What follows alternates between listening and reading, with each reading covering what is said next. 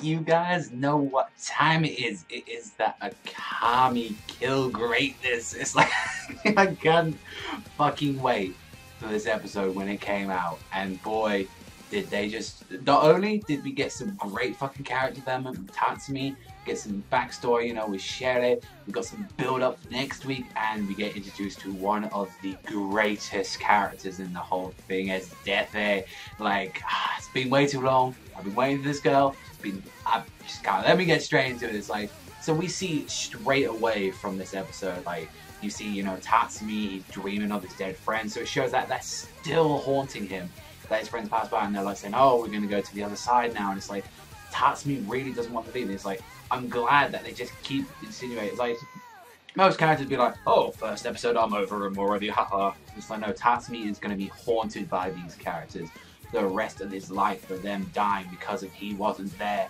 And it's like, just, and they're thinking like, oh, well, we'll leave you with Night Raid, it'll be fine. But it's like, we see that Tatsumi, this whole entire episode, his episode, and basically Shelle's episode as well. We see, you know, oh, for her entire life, her backstory was she was always made fun for being clumsy, and all the time, like, the only thing that she was able to do right, and one person that never even judged her, it's like that, is that her friend was like, they're the only one that accepted her. And during an incident where her friend's like ex-boyfriend, who was drugged out of his fucking mind, was there, like, didn't like how the relationship ended, and he was like, yo, I'm gonna fucking kill you right now. And this is like, and she had the right thing, she killed him with ease, and this is the only time she felt calm, and she was like, oh, this is what I was made to do. And even her friend, who she was there by her side, even though she saved her life, was like, no, you're a fucking creep. Even as well, she found out her pretty much her goal by bringing the knife out, and she just killed the ex-boyfriend's friends with ease. And she just ended up saying, like, this is the only thing that I've done right in my entire life. I haven't messed up, and that's killing people. And for a while, she was just a mercenary, pretty much. So that she was just an assassin, freelance, and all of that. And it wasn't until Night Raid that she really found a purpose and think, oh, I might as well change the government. This is like the only thing she could do is, I can use my killing to actually change something. Then yes, I'm gonna do it. And it's like, she always seems like good at stuff like that. It's like she shows that she's a very ditzy and clumsy person, but then you can see that when shit hits the fan, Shelle will make sure that she fucking gets in and fucks people up. And not to mention as well, that was just her with a knife. What do you think she's going to be with a Tegu? Also as well, we get to see in this episode, we get to see that Tatsumi was trying to activate Zank's Tegu, which actually it didn't suit him. Actually, it wasn't compatible with him, and it was just funny that he was able to see him. It's like, oh, this has another secret ability. Not only is it able to know the sixth sense, like, what is the sixth one? And it is literally just X-ray vision. You're able to look through the girl's color. I'm like, Zank had a little bit more intention than just executing with that thing, as you say. And Tatsumi's like, yeah, that's not compatible with me. It's like, so it's very interesting to see that.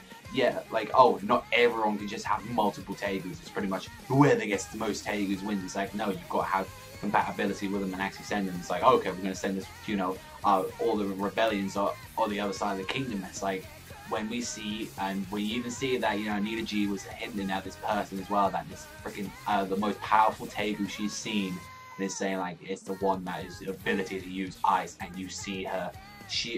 This army that said it's going to take a full year, she measly did with ease with her Ice Tegu. It's like Esdeath, the capital strategist, her Ice Queen. Is like, she's there with this proud warrior that's been known to countless battles and never surrender. He's there naked on a dog leash, licking her boots, and it's like, oh, I'm bored now, I'm gonna kill her. It's like, this bitch just does not give a fuck for human life. She's a fucking cold-hearted killer, and she'll make sure she'll do anything for the kingdom. Not to mention as well, she's now coming back to the kingdom now because she's needed there. So how do you think Night Raid's gonna deal with this shit now? They are genuinely fucked. They are beyond fucked now that they've got this girl coming back like now. They are absolutely genuinely fucked. But like how as well we saw in this episode that Tatsumi said, that he said like, oh, maybe, you know, there's a freaking Tegu to revive dead people, and it's like, Night Raid just said there's no such thing, Tatsumi, you just gotta let it go. And it just showed that he was thinking, oh, maybe I can find, you know, a Tegu that can revive the dead, and it's like, no such thing exists as well. Once people die, they are dead. Like, people die when they are killed, as they say, like, pretty much as that aspect.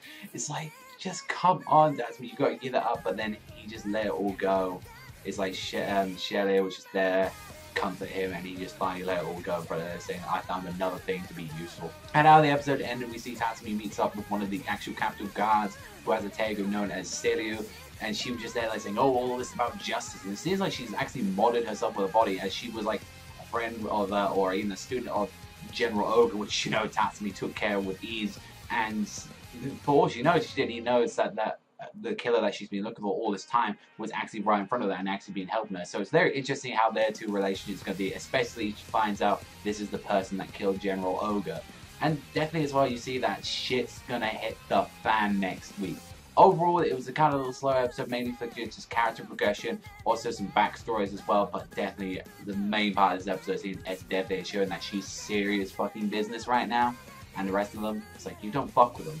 But that's all from me. Always thank you very much for watching as always. I'm going to give this one an 8 out of 10 this week. A very good episode, but oh, I can't wait for fucking next week. I'm just saying, wait for next week. But that's all from me. Always thank you very much for watching as always. Remember, I'll see you guys next time, and Australia.